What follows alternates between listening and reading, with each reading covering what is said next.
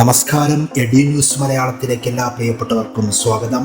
NEET പരീക്ഷ കഴിഞ്ഞ് ഉപരിപഠന കോഴ്സുകൾ സംബന്ധിച്ച ചർച്ചകളിലും ആലോചനകളിലുമാണ് നമ്മുടെ രക്ഷിതാക്കളും വിദ്യാർത്ഥികളും. നീറ്റ് പരീക്ഷ എഴുതിയ വിദ്യാർത്ഥികളെ സംബന്ധിച്ചിടത്തോളം ഏറ്റവും പ്രധാനപ്പെട്ട കോഴ്സ് തീർച്ചയായിട്ടും MBBS ആണ്. കേരളത്തിലെ സർക്കാർ മെഡിക്കൽ കോളേജുകളിൽ MBBSന് ഈ വർഷം എത്ര സീറ്റുകൾ ഉണ്ട് എന്നതും ഏതൊക്കെയാണ് കോളേജുകൾ എന്നതുമാണ് നമ്മൾ ഇന്ന് പരിശോധിക്കുന്നത്. ഒരിക്കൽ കൂടി സ്വാഗതം എഡി ന്യൂസ് മലയാളത്തിലേക്ക്.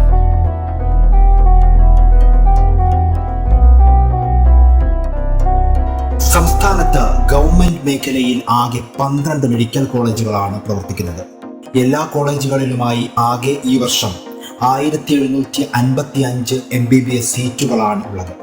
നമുക്കറിയാം, 4.5 വർഷം അഥവാ 9 സെമസ്റ്റർ ആണ് bachelor of medicine and bachelor of surgery എന്ന MBBS കോഴ്സിന്റെ ദൈർഘ്യം. 12 മാസത്തെ നിർബന്ധ ഇന്റേൺഷിപ്പും ഉണ്ട്. കോളേജുകളെ പരിചയപ്പെടുമ്പോൾ നമ്മൾ ആദ്യം പറയുന്നത് സംസ്ഥാനത്തെ വൈദ്യശാസ്ത്ര പഠന രംഗത്തെ അഭിമാന സ്ഥാപനമായ തിരുവനന്തപുരം ഗവൺമെന്റ് മെഡിക്കൽ കോളേജിനെ കുറിച്ചാണ്. കേരളത്തിലെ ആദ്യത്തെ മെഡിക്കൽ കോളേജാണ് ഇത്. 1951 പ്രധാനമന്ത്രി ജവഹർലാൽ നെഹ്റു ഉദ്ഘാടനം ചെയ്ത തിരുവനന്തപുരം മെഡിക്കൽ കോളേജ് രാജ്യത്തിനകത്തും പുറത്തുമുള്ള 10,000-കണക്കിന് പ്രഗത്ഭരായ ഡോക്ടർമാരെ വാർത്തെടുത്തിട്ടുണ്ട്. രാജ്യത്തെ മെഡിക്കൽ കോളേജുകളിൽ 21ാം സ്ഥാനമാണ് തിരുവനന്തപുരം മെഡിക്കൽ കോളേജിന് ഉള്ളത്. ഈ വർഷം 250 MBBS സീറ്റുകളാണ് ഇവിടെ അനുവദിച്ചിരിക്കുന്നത്. രണ്ടാമത് നമ്മൾ പരിചയപ്പെടുന്ന ഗവൺമെന്റ് മെഡിക്കൽ കോളേജ് കോഴിക്കോടാണ്. കേരളത്തിലെ 2ാമത്തെ മെഡിക്കൽ കോളേജാണ് കോഴിക്കോട് ഗവൺമെന്റ് മെഡിക്കൽ കോളേജ്.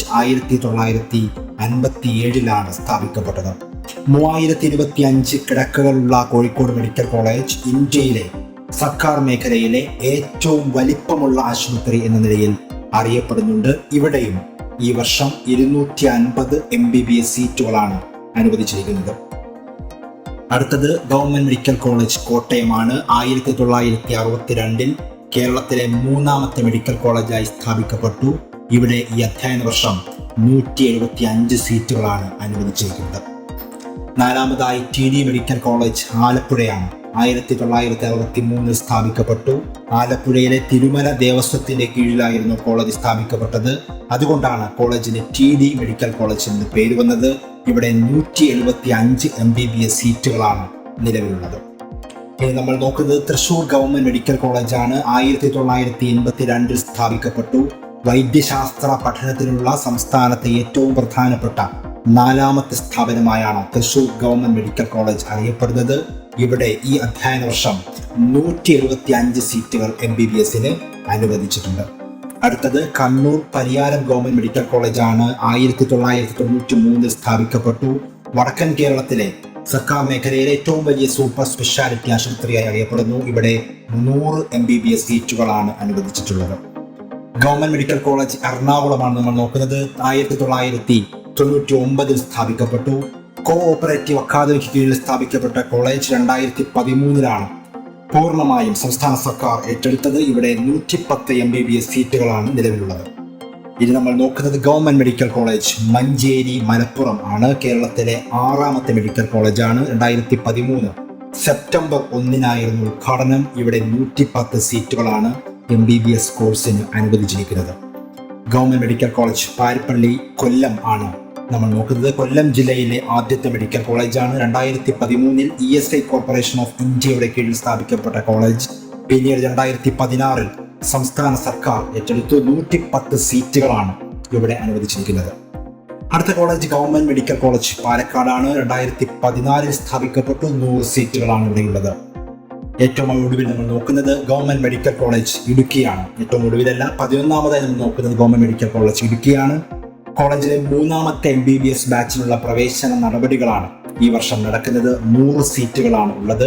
കോളേജിലേക്ക് കഴിഞ്ഞ വർഷമാണ് 100 സീറ്റുകൾ അനുവദിച്ചത്.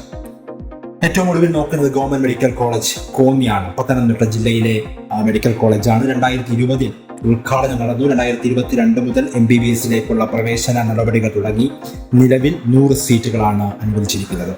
നമ്മൾ സർക്കാർ മേഖലയിലെ മെഡിക്കൽ കോളേജുകളിലെ ഫീസ് സ്ട്രക്ചർ പരിശോധിച്ചാൽ പ്രതിവർഷം 23,150 രൂപ എന്ന റേഞ്ചിലാണ് ഫീസ് വരുന്നത്.